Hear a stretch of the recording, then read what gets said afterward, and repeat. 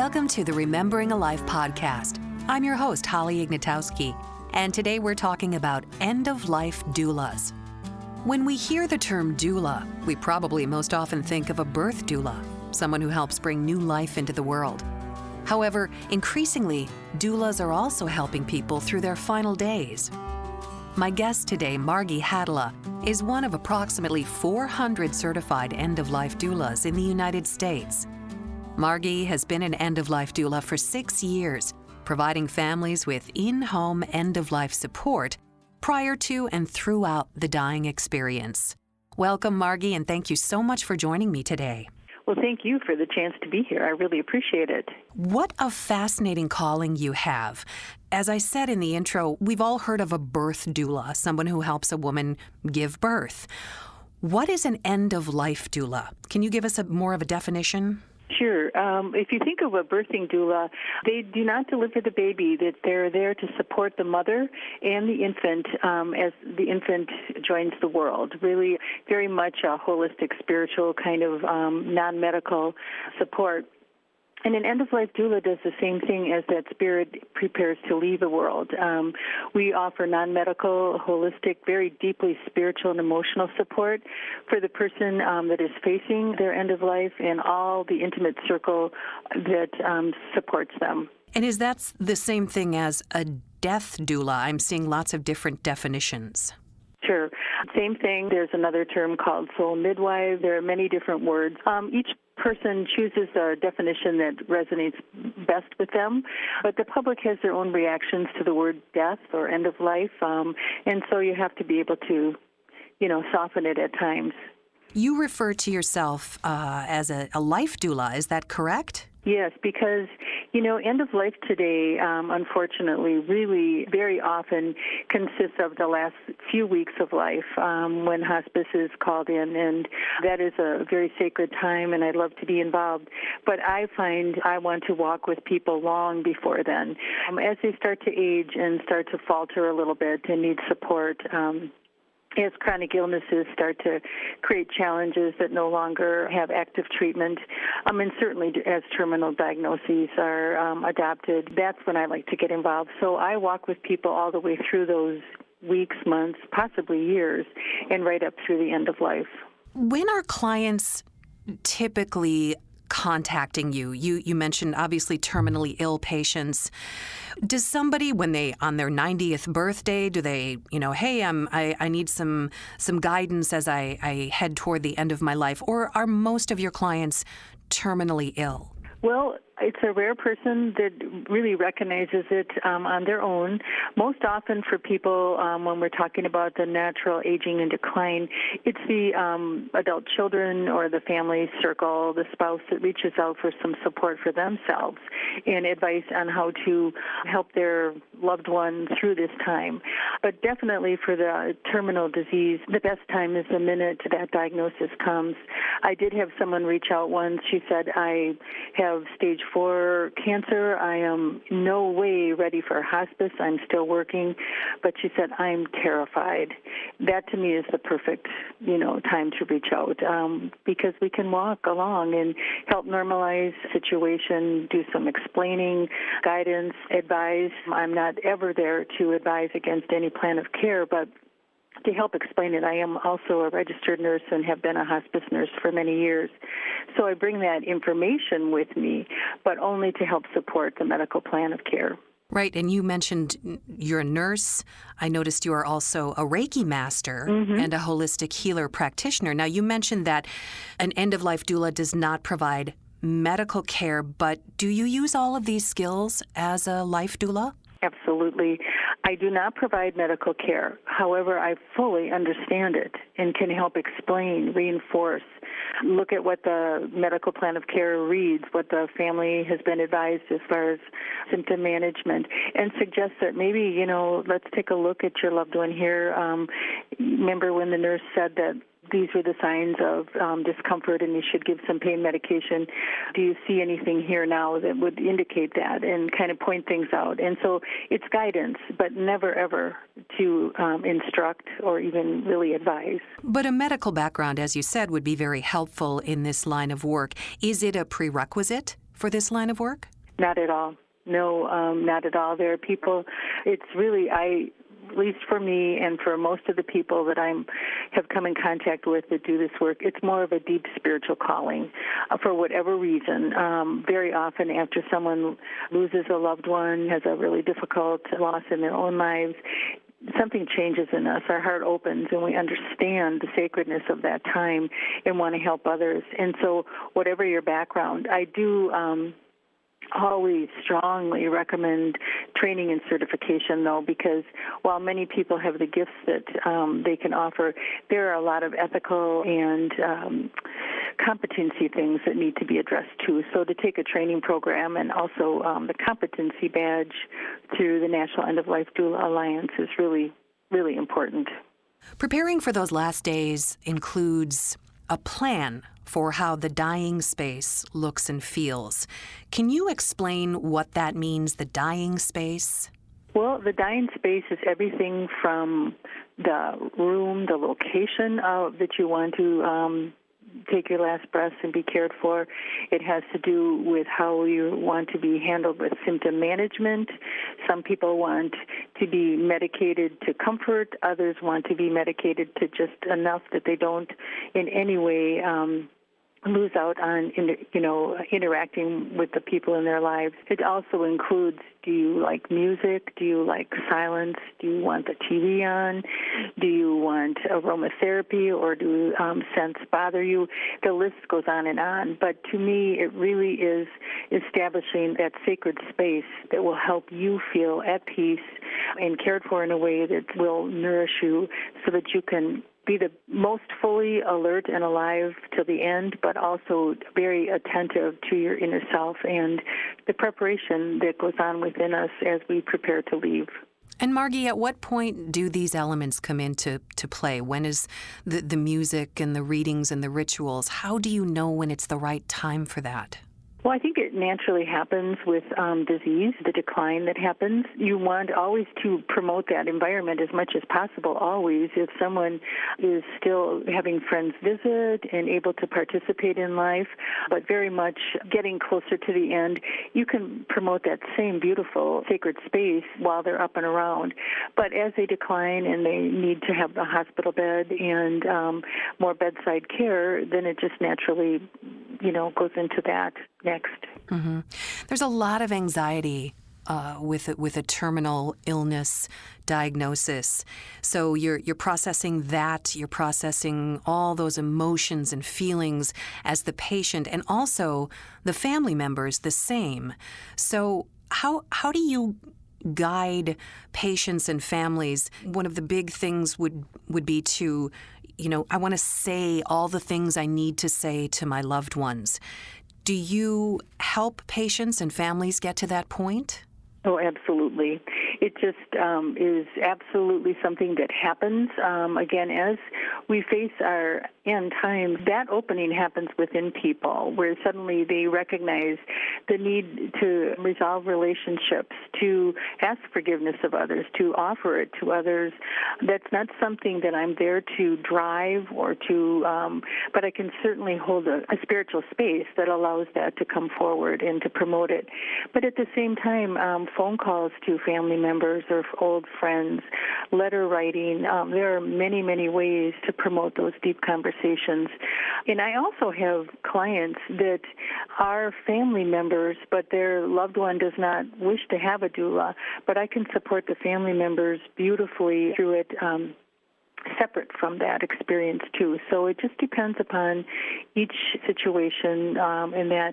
But those deep conversations are really, really important. And going through life review, looking at pictures, telling stories, and certainly at the very end, my favorite thing is what I call a living wake. As a person declines more and more and becomes unresponsive, to have the loved ones around the bed and remembering times with their loved one, sharing stories and laughter, tears, and really surrounding that person in love. Whether they can participate, the client can participate or not, they feel the love and often hear the words too. So you're really there for the family as much as the terminally ill patient. And is it true that after that person has died, you are there to help the family with their grief, correct? Very much so, yeah. That grief journey starts long before the person passes. It starts as they're realizing that that's coming. For a chronic illness, it's a little more subtle. For a terminal, it's the day you get that diagnosis. So we start working on the grief journey right then and there and creating remembrances and helping every person in that intimate circle with that. And then after the person does die, and then to meet with those family members or loved ones to help remember what happened, because it's not unusual when you've been a caregiver for someone you love to have terrible fears that you didn't handle it as well as you should have. I should have, I could have, if only. And if I'm there to walk with them, then in the bereavement period, I can say, no, let's talk about it. Remember this event. Let's talk about what happened and how beautifully you handled it, or that you did call the hospice team and they recommended this, and you can really provide beautiful support. And that goes on for as long as the loved ones need it. This is not a lifelong relationship unless they choose it to be that way. This is a temporary time, and so to be there for as long as they need me, and then we let it go until they reach out to me again.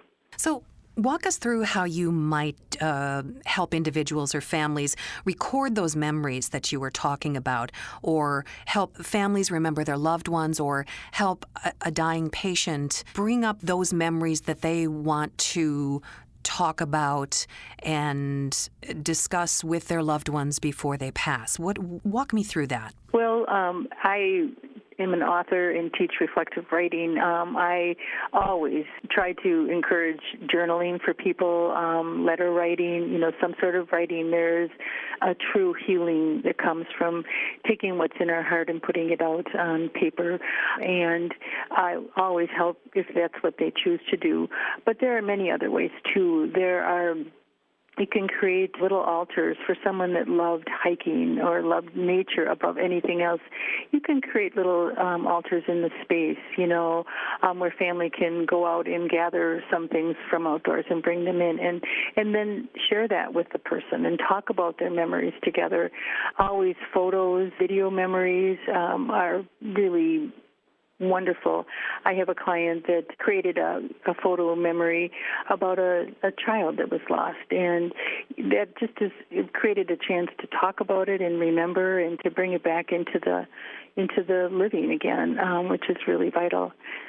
Music can be done, creating songs that were meaningful to people. There are lots of different ways, depending upon the personality of each family or loved one and the client, too. I feel like it would be a little more challenging if you're dealing with a patient who is suffering from some kind of dementia or memory loss. How do you work around that? Well, that person has usually strong emotional memory. They're not able to share it with us. They gradually leave our reality and are living in a different reality that needs to be supported. So in that time, you always want to support the loved ones that are gradually losing, contact with a living person that is no longer present to them. But in those ways, you can do a lot of tactile things. When you have a clue about the things that were important to that person, music is a huge emotional memory, taste, smell, sense. This was not a client of mine, but I saw this on one of my websites that I go to, where a woman had been a ballet dancer, and a very famous one, and completely lost in her dementia. And all she had to do was hear the Swan Lake, and she started making the movements to it again. It was just profound. And again, wow. Those are very inspirational things, and a way to remember to reach those, people who have dementia. They're not gone. They're just not with us. And I always try to explain to family that they feel your love, even if they don't remember the person, and they need to have that touch and those words and memories shared with them, and let them do whatever they need to do with that information. Something we have to talk about in early 2021 is the last year and the COVID-19 pandemic. How has that affected your profession? Are people still seeking out end-of-life doulas, and can you actually help someone virtually? Absolutely, yes. In fact, I've been doing more and more virtual, not completely virtual for clients, but for the loved ones. In that way, sometimes it's easier for family members, adult children. There's often a lot of emotional siloing going on in different opinions about how things should be handled. And so if you can talk to people with a Zoom call or a phone call, can really help them through that and to honor their feelings. And because loved ones have been asked to pass alone, end-of-life doulas have really been utilized more than they have been in the past. Hopefully that will translate into more in person again too. But there is a way to reach us, you know what I mean? We have the skills, and some facilities let me come in, others don't, but they can set up Zoom calls for me, and we can work together and do some of this work virtually rather than leave people without any support. Marggie, what inspired you to do this kind of work? Well, I've always been a very spiritual person since the day I was born, but in the early 90s I went through a real spiritual awakening and really started to see the interconnectedness of life and the energy and all of that. That's how I found hospice, because I could no longer go back into the role I was using or working as a nurse prior to that. And hospice really, and especially working with people at end of life, because they're right there, that inner self, and they're primed for the spiritual, emotional, and physical support. And so that really paved my way. I loved hospice, and yet it wasn't exactly the role for me. It is a role that's very, very necessary, and I completely applaud it. But for me to finally be able to step out and to just hold that space for people was really my greatest joy, and to honor the sacredness of the life that was lived, and to help draw out that life review and life closure, and to help the loved ones to share deeply. That's really my greatest joy. And so it was just a process of finding the right steps towards what I'm doing right now. And you've been an end-of-life doula for 6 years now, and in the intro I mentioned that there are about 400 certified end-of-life doulas in the whole country. How would a person find a doula and find a doula that's a good fit for their situations? My first place that I would recommend is to go to the National End of Life Doula Alliance.org. You have to spell it out for some reason, otherwise you get a different website. That is our competency platform. There is a code of ethics. There's all of the statutes that we're supposed to adhere to, and there's a doula directory for every state. And people have websites that you can contact. Otherwise, to just Google in your area, but I do think that to have some competency assurance is important, and that's where the National End of Life Doula Alliance does have a competency badge that is part of the hospice and palliative care program, and it is recognized as showing that people have achieved the competency and that they can be assured. After that, you need to contact the doula. This can be done virtually very easily, or a phone call, and find the right fit, because there's different personalities, different focuses. For me, I'm deeply spiritual. That's always my first place to go. That doesn't mean I don't do the rest. Others are more about helping plan remembrances and funerals and things like that. So you have to talk to people and find out who they are, and it's just really what's the right fit. Somewhat of an interview process, asking the right questions for your particular needs.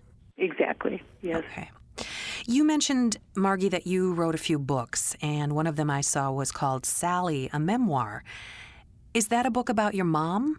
It is, yeah. I have always written and wanted to be an author, but never could quite find the right story. And so as I journaled through my mother's hospice journey and final death, I recognized, I thought, okay, here's my story. And so I took those journal entries and used them to create a memoir, and then certainly created chapters, in prose beyond that.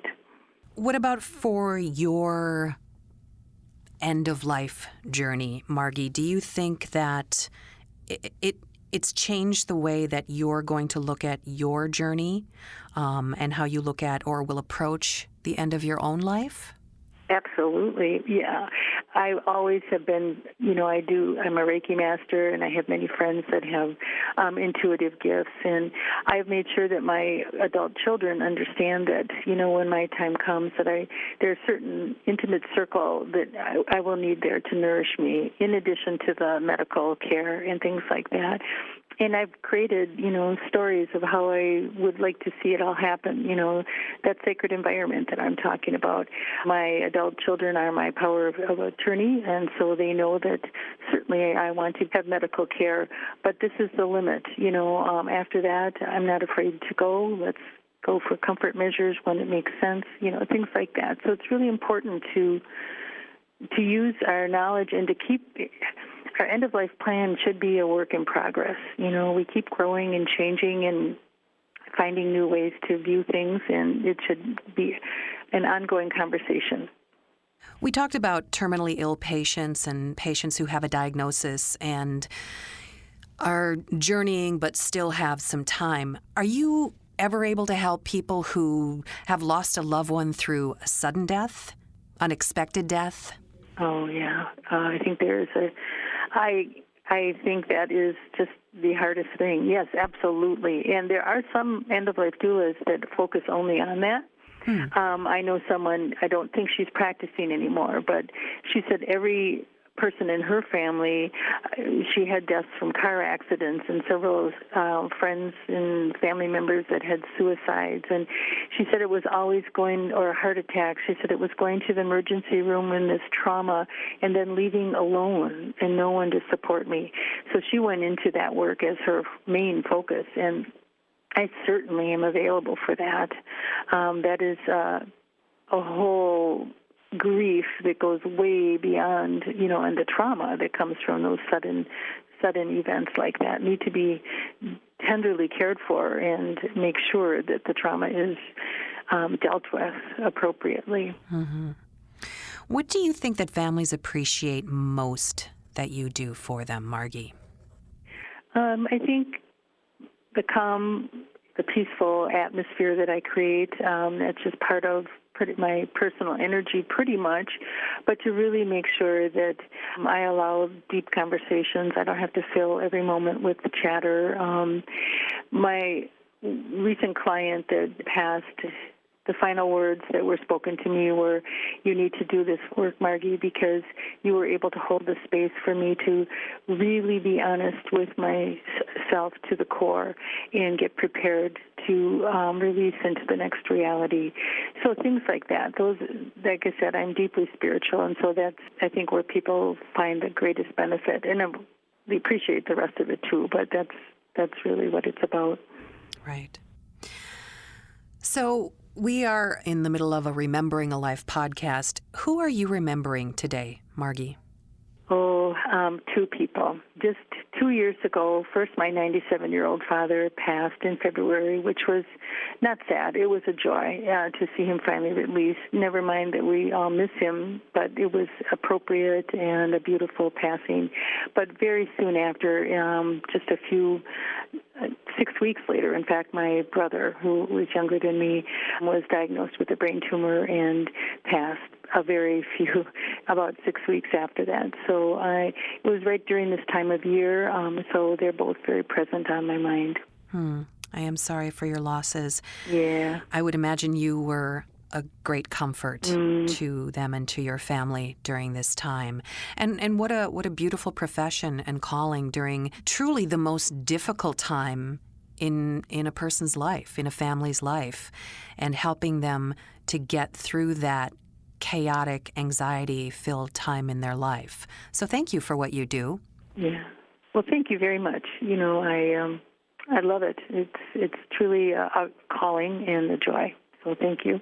Wonderful. And thank you so much for joining us today. Well, I appreciate the opportunity, truly, and thank you. Mm-hmm. And thank you all for joining us today.